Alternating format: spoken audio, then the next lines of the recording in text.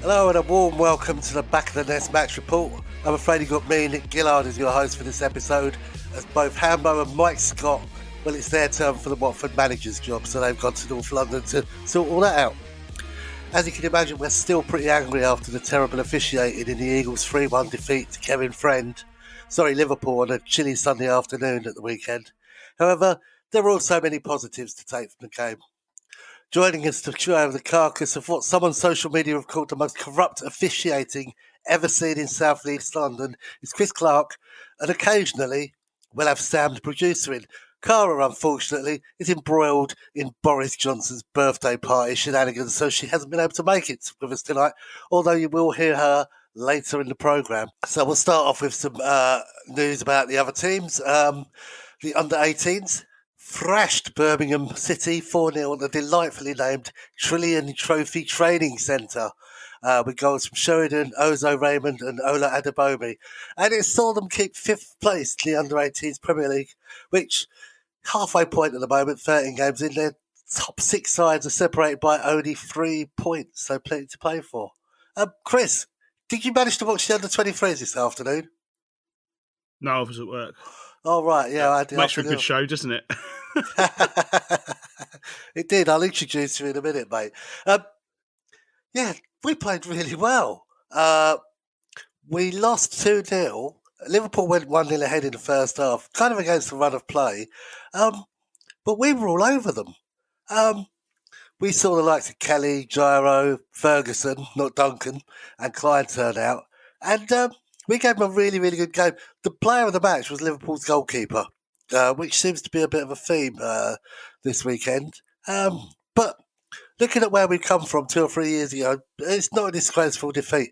In a triple header against the Scousers, including the first team, unfortunately the women lost 2-0 in front of a decent turnout at 600 at Bromley FC yesterday.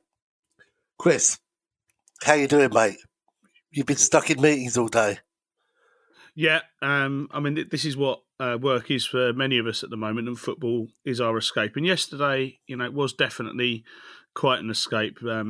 Mostly, apart from at Selhurst, spent the day in the Green Dragon, which is not a bad little pub in central Croydon, and spent this morning regretting how much time we spent in the Green Dragon, I have to be honest.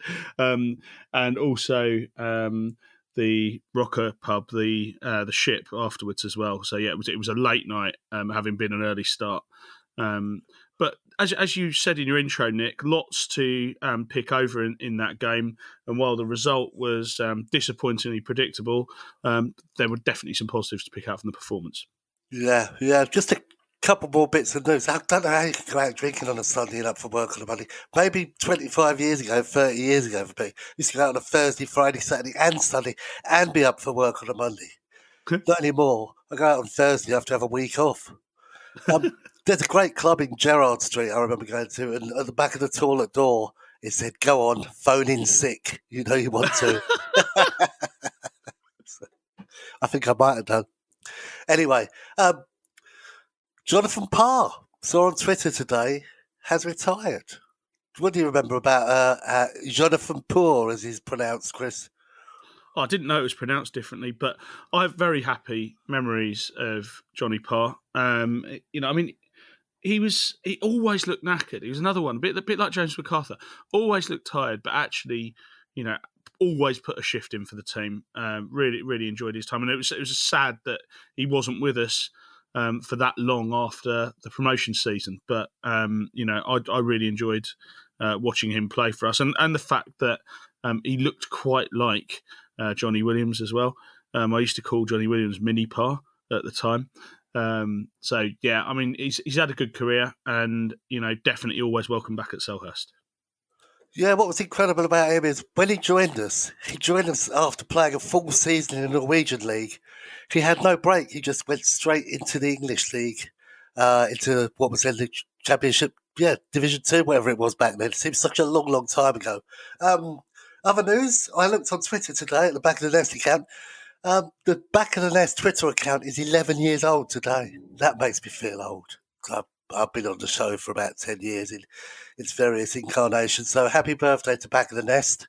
And just a bit about the AFCON. Wilf is still out there with Ivory Coast, who are playing Egypt on Wednesday.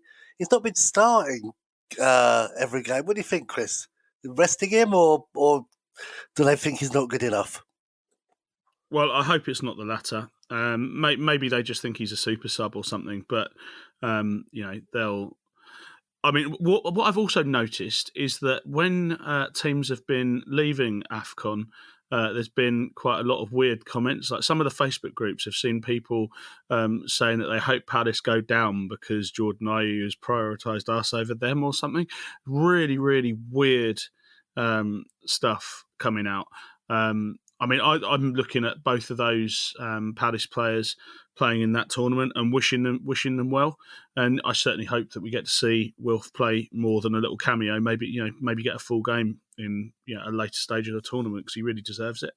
Yeah, you say both players. Obviously, the other one is Kouati, who's Senegal play Cape Verde on Tuesday. Good to see the Nigerian fans who put a juju on Dennis. He got sent off the other night against Norwich, didn't he? That was hilarious. Absolutely brilliant. And they've lost their manager. You were having quite an interesting chat with DR in the Back of the Nest WhatsApp about whether you want Watford to go down or not. DR doesn't, because it's nice and local to get to. What's your thoughts? Well, Watford, as far as I can tell, doesn't have a decent pub in it. If there's a listener on here who can prove me wrong about that, feel free to make a recommendation and I will happily try and visit said pub if there is a decent one in Watford. I haven't managed to find one.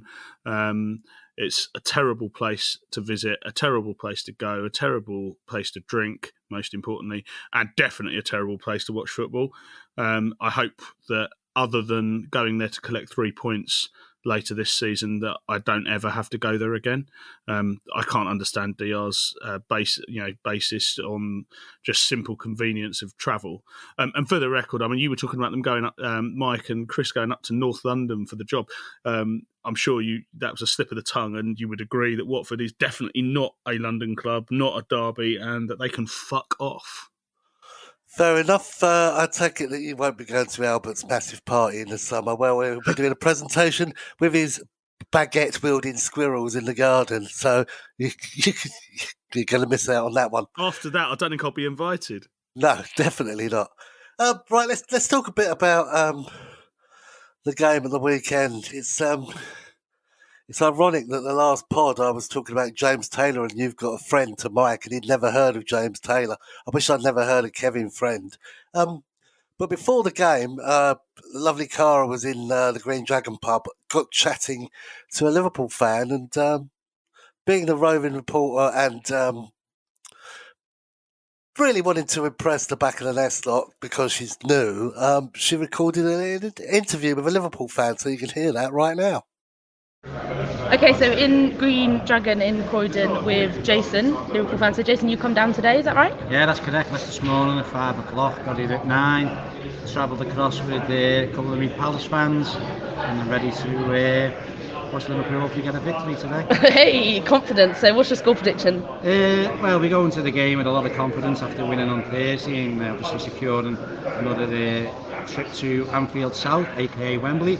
And I think Liverpool today will obviously put a strong team out, especially on the back of the Man City draw yesterday. And I think Liverpool will win 3-1. Interesting. It pains me to hear that prediction, it really does. But we'll see what happens. Do you feel like, obviously, some people talk about Palace as being a bit of a Liverpool bogey team. Do you feel that as a Liverpool fan, or? I think they were. I think obviously if we go back to back to the Steven Gerrard last game at Anfield, and games at Anfield where Palace were a bit of a bogey team, but I think on the past few occasions we've travelled to Selhurst Park, I think we've come away with comfortable victories, and I think today will be no different. Well, how prescient was that? Blimey. That said, there were a few people tweeting before the game that they knew that Liverpool were going to win because Man City only got a draw against Southampton on the Saturday night. and that the Premier League would like to keep the league alive. We've had some conspiracy theories in cars before with DR, haven't we? Chris, what do you think? Do you think there's a conspiracy? Do you think it's all to keep the league alive, or what? Well, it's definitely some kind of a conspiracy. I mean, I want to be careful because I don't think the Premier League's lawyers listen to this show. If they did, I thought I'd have probably already had a call by now. But every week that you see new evidence and patterns that suggest something is amiss with the decision making. It feels like a racket. It's felt like a racket for the last 20 years, to be fair. Cara pointed out some stats to me earlier on. So apparently the traditional Big Six clubs have lost 2 of the 35 games they've played with Kevin Friend as head referee since October 2019. Really? Yeah. And so, I mean, that obviously that stat seems wild, and we haven't had a chance to cross-reference that with what it's like for other refs. But and we'll talk about the specifics of the decisions that Kevin Friend made, or rather didn't make at some points in that game. But I have to say it felt like there was an agenda yesterday, and others agreed with that. There's fairly widespread condemnation of the performance of the ref, and I bet that he gets to ref a Premier League game next week as well. Anybody who stood near or next to Chris Clark at any Palace game will know that his catchphrase is "corrupt cunt." That's a 10-minute, 45-second bleep point there, Sam, the producer. But yes, quite shocking potty mouth that you've got there. But I was talking to a Tottenham friend on Facebook who I was moaning about the ref against Tottenham because we thought his sending off of Will for the yellow card beforehand was a bit iffy. He said, "Oh, you're always going on about the ref." But then later that evening, lo and behold, he's moaning about the ref and disallowing Harry Kane's goal against Chelsea and how Chelsea are getting all the advantages. So I think people are coming round to this. Let's hope something happens afterwards. So, got into the ground. Nice big crowd, 25,000. Not bad for a Sunday, considering COVID and everything. We were pads to start off with, weren't we, Chris? We just didn't get going. And that corner, 7 minutes in, Liverpool were all over us right from the start. Yeah, and there's absolutely no excuse. I mean, one thing is that even after that, those alarm bells had been ringing, we were continuing to play out right from the back and inviting the press that, Liverpool are so famous for delivering. That put us under a lot of pressure for, at least the first half hour of the game. There was, very little in the way of adjustment right up to half time. Let's just address that corner. I mean, it's a completely free header. I can't even tell who's supposed to be covering Van Dijk. I don't know if they've worked out who was supposed to be marking or if we were marking. But, it was like they haven't played football before. And, very disappointing to go behind so early and really flatten things for a little bit. Although, to be fair, the fans did continue to make a noise and, support the team. So that one small positive there. Yeah, what was annoying was we seem to have sorted out the set pieces in recent games. Hadn't had any problems at all. It was very baffling to see that. So we're playing the ball out from the back. Liverpool are pressing really, really high. We used to moan about our previous manager, whose name I won't mention, not having a plan B. Now, obviously, the second half we did improve a lot, so our manager does have a plan B. But why not sort something out? Why wasn't Gaeta wellying the ball away? What was going on there? Is that a communication issue between the players? Should Patrick Vieira be telling the players to do that? Or what's the insistence of just keep playing like that? It's a mystery. Have you got any idea why that would be, Chris? Well, the only thing that I can think is that it has to be a plan and a determination to say, no, this can work. This will work. Keep trying it. You'll get better at it. I think that can be the only thing. I can't believe that seeing it not working, they're actively deciding, and failing to spot the need to change. I think they don't believe there is a need to change. And obviously that, when it goes 2-0, and a bit later on, there is an adjustment. We move from 4-3-3 to 4-4-2. And we start to see longer balls being played, and lo and behold, things look a bit better. But those adjustments, there clearly is a reluctance to make them too early on in the game. It's stick to plan A. It's not there isn't a plan B. It's just we're not changing just yet. Is it to draw the Liverpool players in and then launch a long ball? Because Mateta, he managed to get in behind a couple of times. Liverpool were playing high up the pitch. And as we showed, the more the game went on, the easier it was to get in behind them. And their defence did look quite ropey towards the end. Towards the end of the first half. We just didn't seem to have the time. We were panicking. And, most baffling. So you talk about the second Liverpool goal, because it kind of came before we even had a chance, didn't it? I think we had one chance early on where, was it Elise had got through, or was it Mateta had come through and drew a good save from Alisson, who, for my money, was the man of the match yesterday. But other than that, we weren't really creating much. The midfield looked a bit swamped. Schlupp, we'll talk about in a bit when we talk about changing positions, but we just couldn't get through anywhere, could we? Second goal. First bit of, Kevin Friend didn't give us a single foul, I don't think. Liverpool were getting everything. Of that, there is no doubt. The cross came in for the second goal.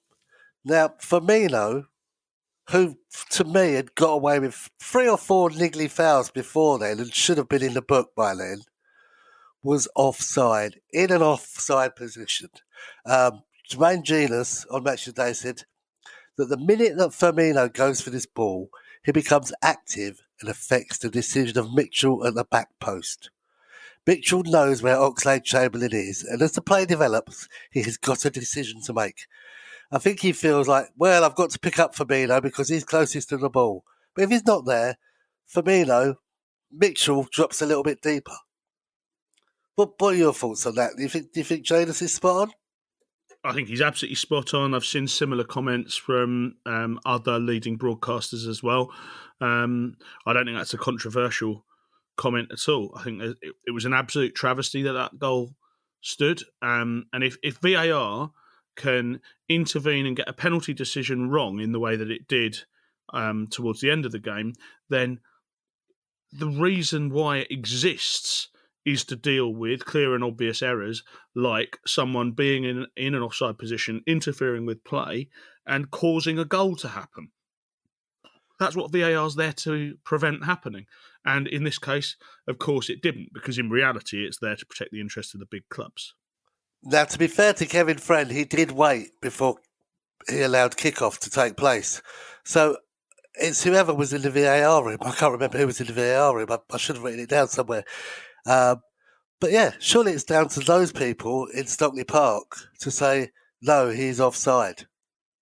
Now, I'm going to stick with the offsides because although it's much later in the game, there were 2 or 3 occasions where Palace got through. One of them, I think, Benteke was genuinely offside. But the linesman's flag goes up immediately and the ref blows immediately. Now, forgive me if I'm wrong, but shouldn't they be letting play go on, seeing what happens, and then checking on the VAR? Am I right? That's my understanding, and there are examples of them doing that in this game. It's just when it's our chance that they don't do it. What was it like with the HF? Because they were still singing all the way through. And I did notice a few extra flags. Did they get them for Christmas or something? What was that all about? I think they've raised some money, and again, I mean, as you probably know, all the HF money comes through fan contributions. There's not subsidies from the club there. It's a genuine fan-led movement, which is great. And they've put a big drive into getting these resources for so that we've got a formidable display when we want to do it. And that's been happening the last few games. They put a decent noise together. One thing I will say, though, is that the ground was noticeably fuller, and obviously that's partly the Omicron starting to wane slightly, and also the fact we're playing glamorous opponents, and so tickets are in higher demand. for this particular game. You could see that there were a few people, I would say further back, but frankly, some of them had even muscled in to the edge of the more active bits of Blocky, who were then just stood there with their arms crossed or had their camera phones out enjoying it. And the people leading the HF were vocal in encouraging them to take part and indeed commenting when they didn't. Sam, I'm going to bring you in here. You're obviously heavy with child, Sam. How's the baby reacting during games? Are you getting much kicking and stuff or joining in? Yeah, she's enjoying it a lot, I think. Yeah. I'm trying to get her used to the noise. So that my plan is that'll make her sleep. Oh, right, okay. But yeah, there's enough movement. I think she feels the tension when I feel the tension in the game. But yeah. As long as your waters don't break on the HF, that'd be fantastic if that happened. We've got to have a proper South London baby. We've got a couple of months before that, hopefully. If she's born on the Homesdale, what will you call her? Because it's got to be a Palace-related name, surely. Well, Chris is still voting Wilfred, but I don't know if I can do that to a little girl. It makes sense. Frida's fine. Although I used to have a tortoise called Frida, so that would remind me of a tortoise, so it's probably not good to go that way. But no. Let's do a listener poll. Yes. Sure. Okay, yeah. So if you want to out back in the nest, Sam is guaranteed that whatever the most popular name for her baby is, she will think about using it. Yes. There was a lovely photo of you actually on the grass bank behind the Homesdale, looking a bit like a hippo. You've got a story about hippos and your dad, haven't you?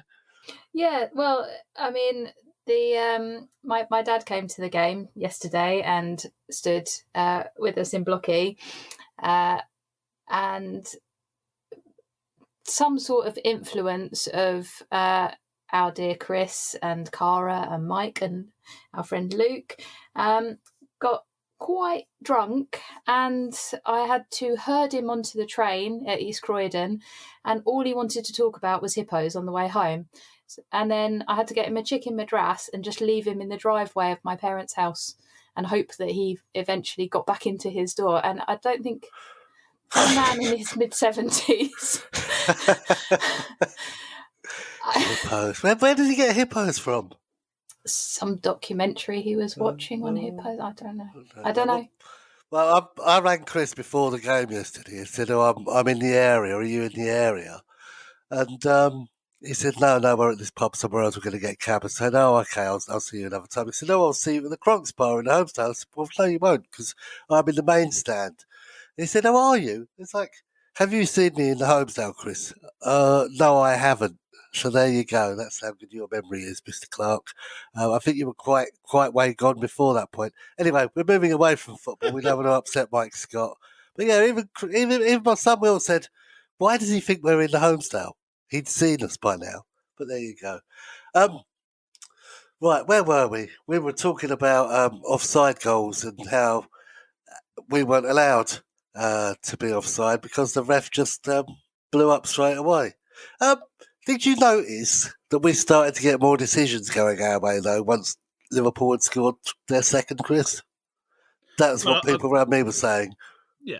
If you were the kind of person who believed that money had changed hands, you might think that maybe the bribe was safe and therefore it was okay to give fair decisions after that.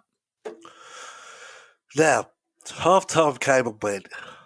What did PV say at half-time? We've always been better in the second half. We've always been better at the start of the second half. So, number one is, why can't he say at half-time what he says? Why can't he say at the start of the game what he says at half-time? Or, if his things aren't going our way and the opposition aren't playing like he thought they might do, why can't he get any changes in tactics across during the game? Are our players still so young and naive that they need it telling? Should we have a playbook like they do in American football? I've been watching a lot of that, actually. We've got the same personnel, just a slightly different formation. So, Schlupp's moved out to the wing a little bit. Completely different player. Why play him in the middle if he's no good there? What do you think, Chris?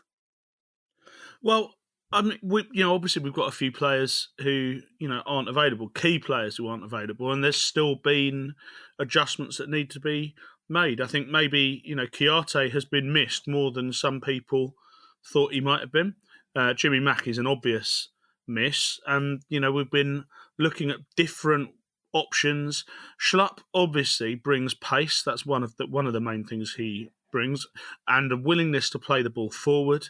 And to look up and link up with other players. He does that more effectively from the side, as we've identified, but I can see why you might have thought it would work. I can also see why people were understandably calling for it to be changed a lot sooner than it happened. Yeah, and I think it showed that it's better coming on as a sub sometimes rather than starting the game.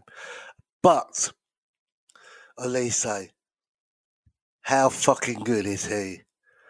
2 minutes, 2 chances, both from Elise crosses.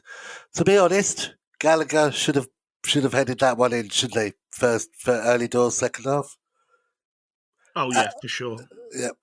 And then a minute later, his cross found Jeffrey Schlupp at the far post, who knocked the ball down for Edouard. But Edouard, clever back heel, was smothered by Alisson.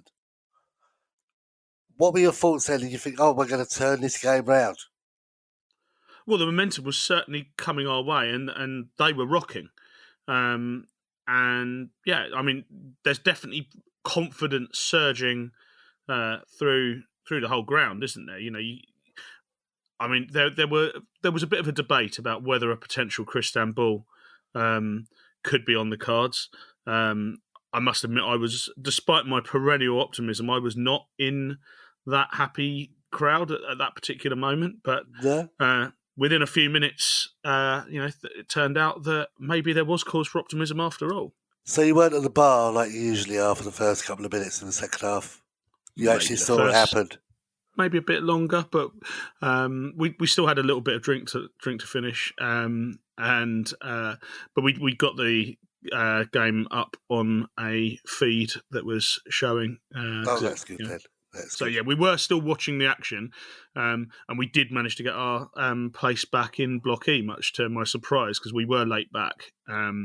But you could still feel the atmosphere, even stood up as far out as we were. Yeah. It was electric in there. So we're pressing. Liverpool, lots of niggly fouls, still no bookings. They're a bit rattled, I have to say. 10 minutes, Schlupp gets the ball. Near the centre circle, plays a lovely through ball to Pateta. Now, I'm glad he didn't play it to Edouard, because Edouard was actually looked offside at that point.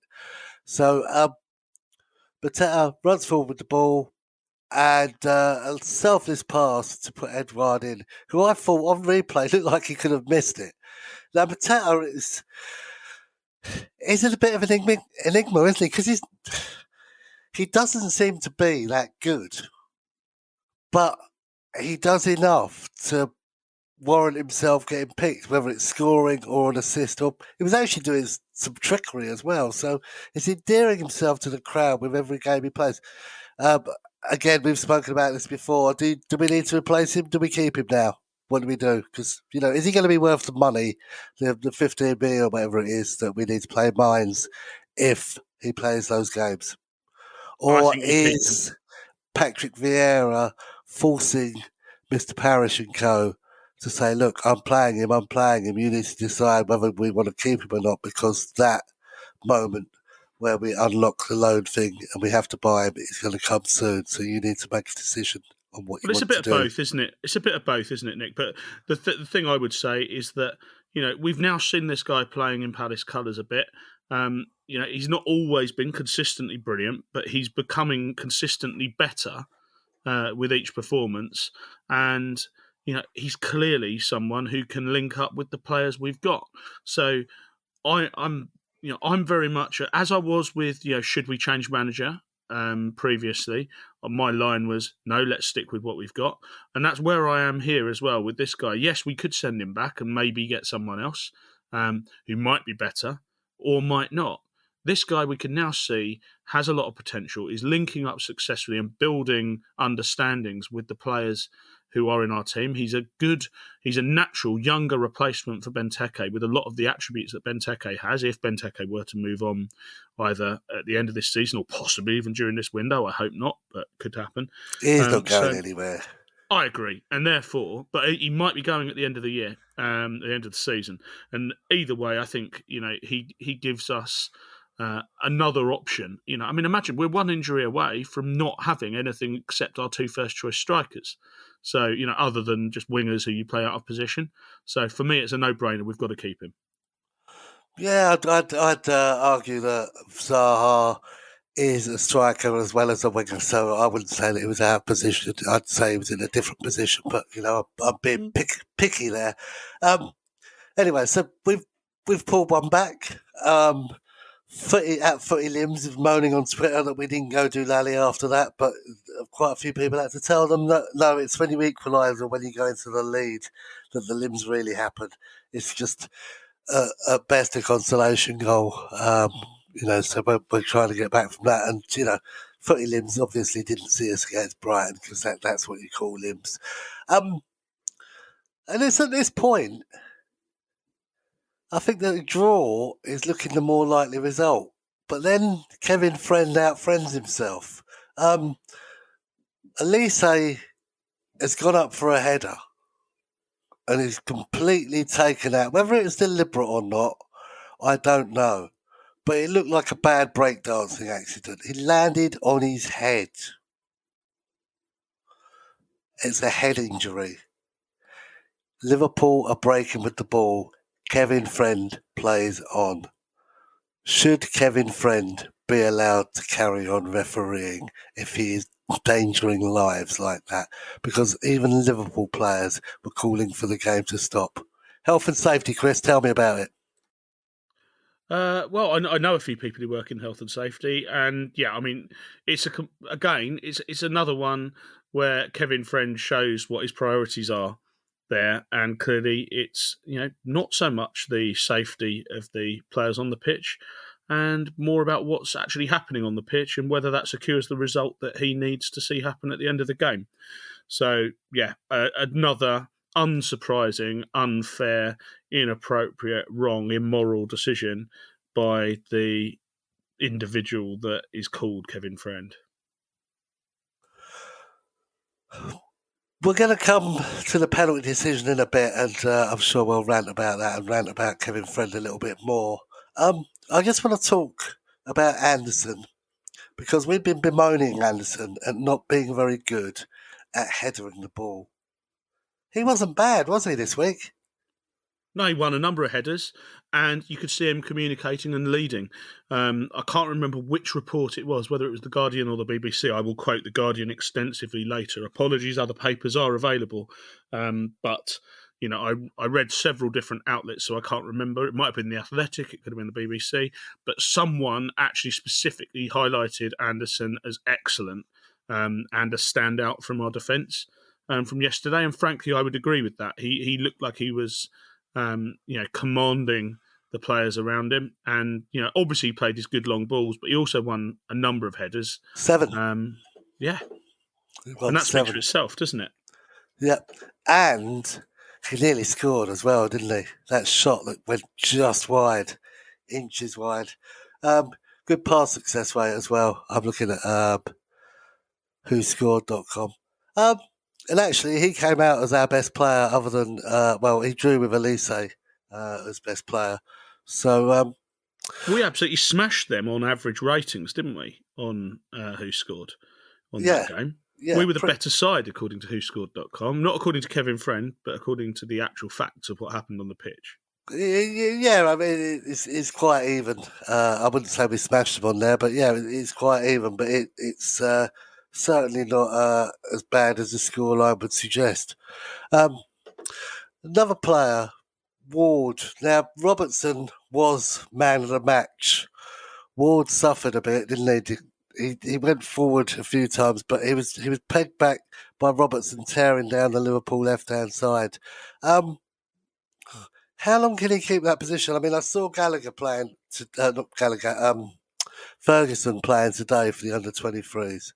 He's looking like he's nearly ready. Can you just bring him Ward now, do you think, after his service? What do you think?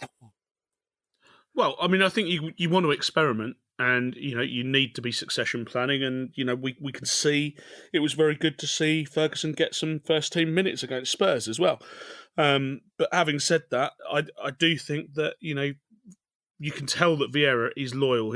Same as the previous manager, likes to pick the same players when he can, and doesn't rush to make changes.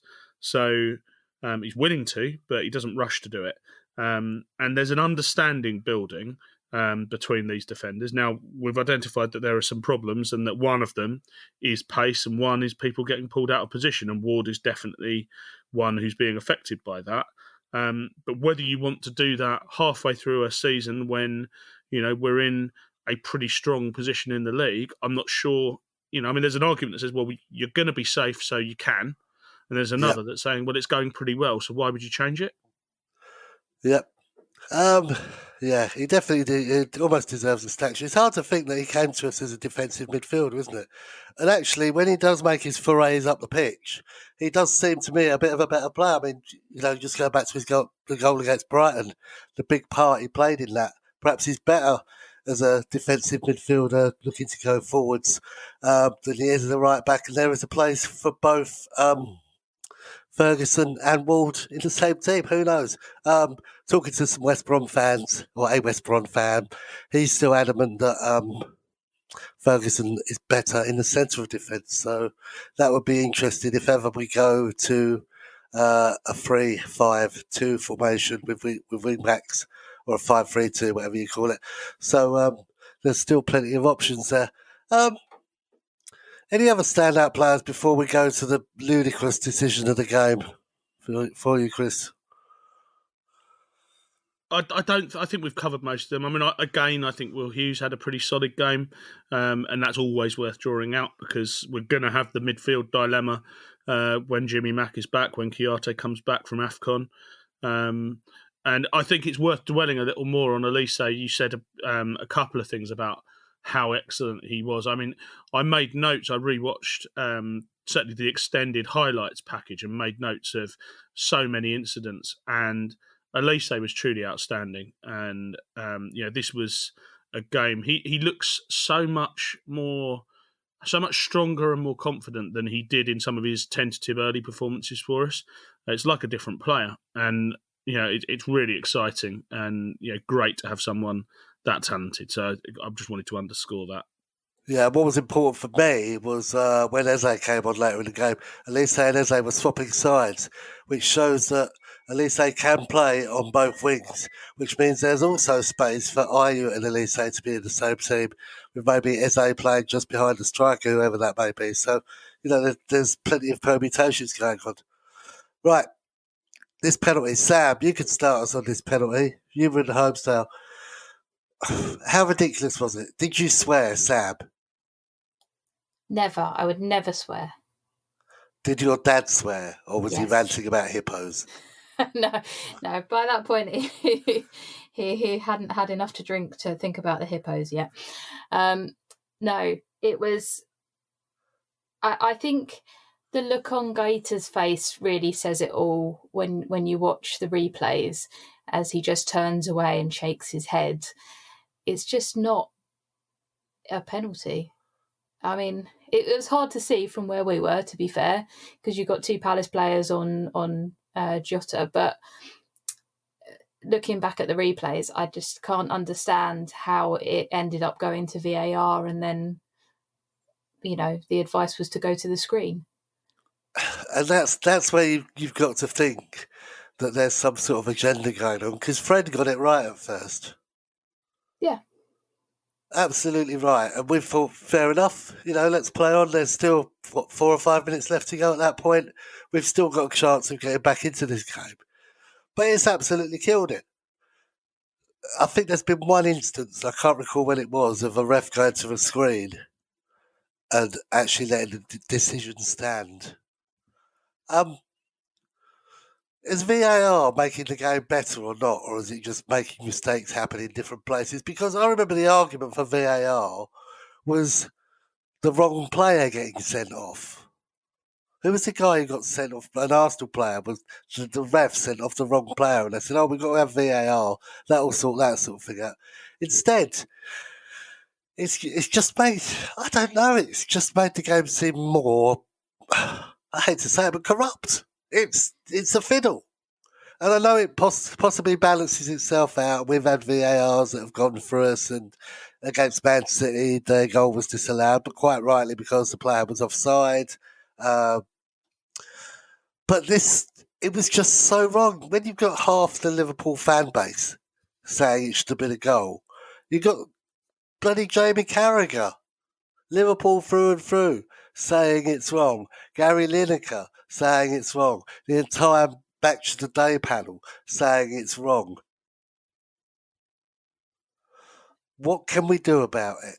I recall, I don't know whether I dreamt this, but wasn't there a game years and years ago, Arsenal played Sheffield United, and they replayed it because of an iffy decision about a throw-in, and somebody scored from it, and it meant somebody was out of a cup or something. I don't know. I'm sure. I don't know if I dreamt it or not. Chris, help me. No, you're here. right. There was a game like that. It was a. I think it was one of those ones where they were supposed to give the ball back, and Carnu nicked it and tapped it around the keeper because he was new to the country and didn't know that was what we were doing, supposedly. And there was an absolute outrage about it. And I think you're right. I think there was some kind of apology and replay and all of that.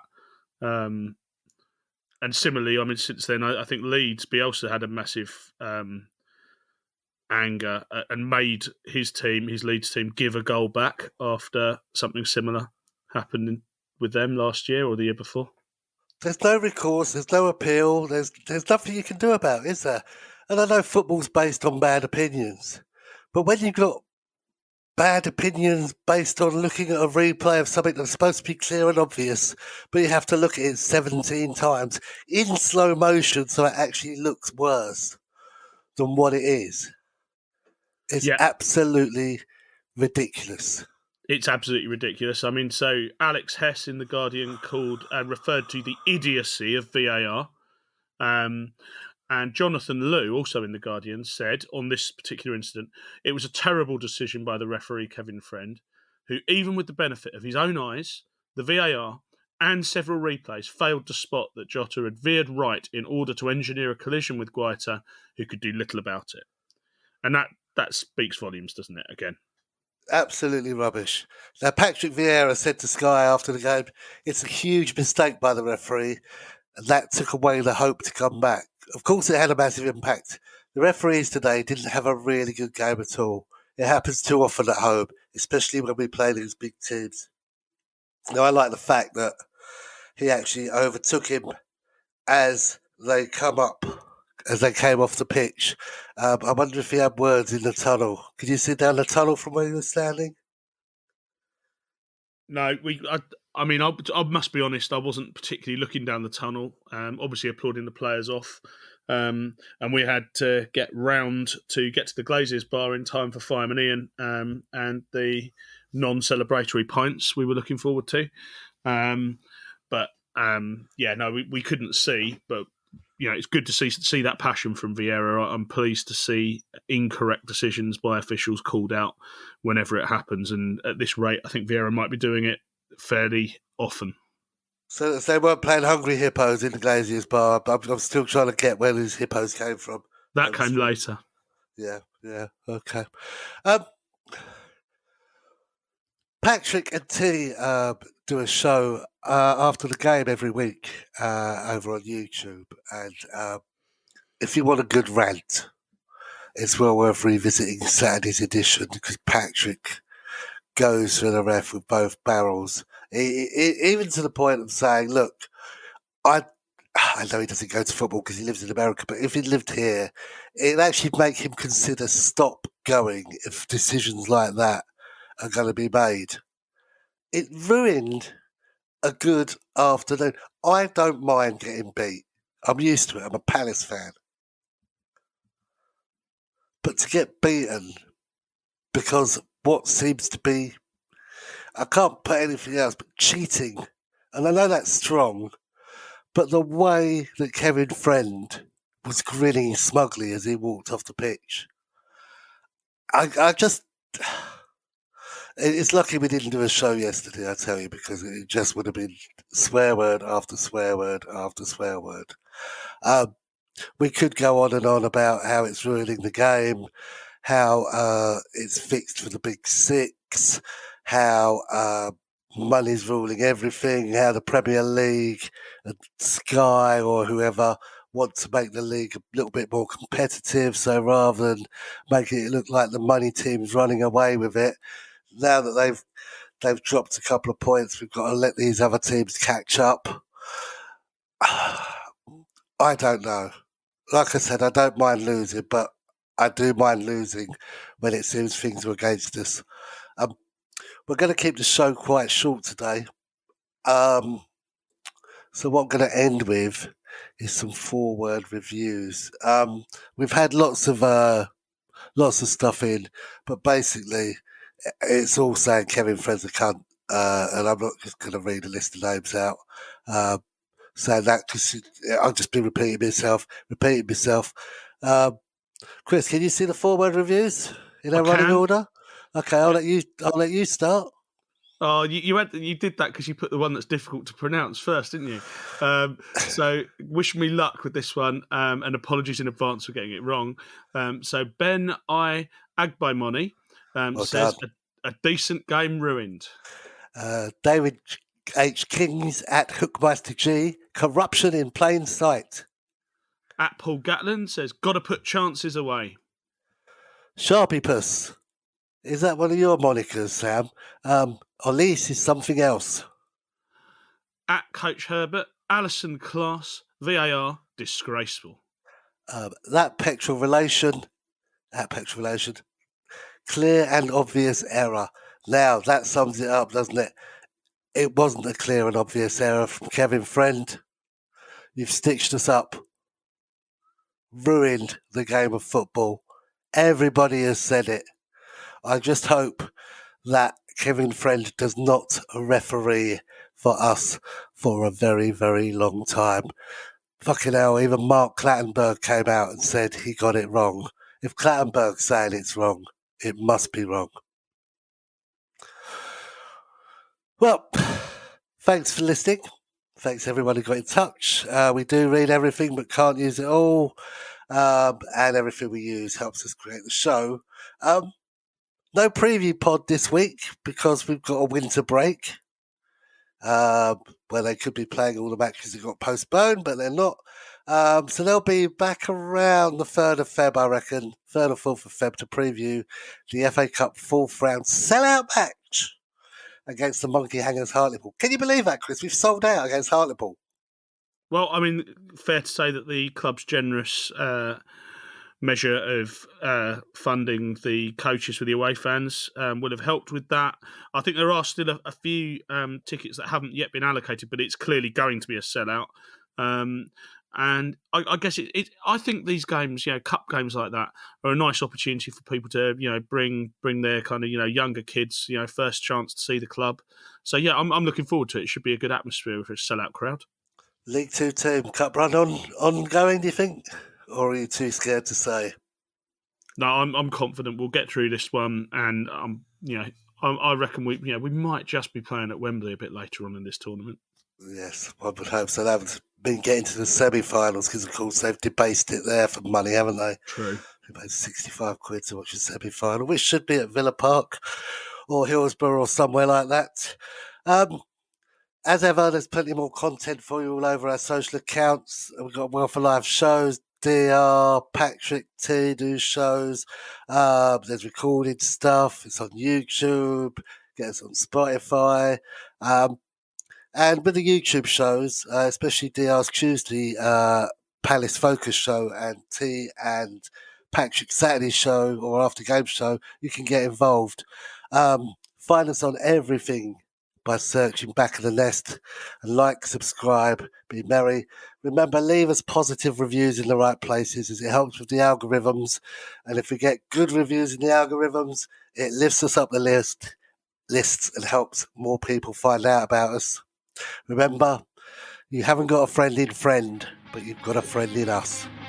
Until next time, up the Palace.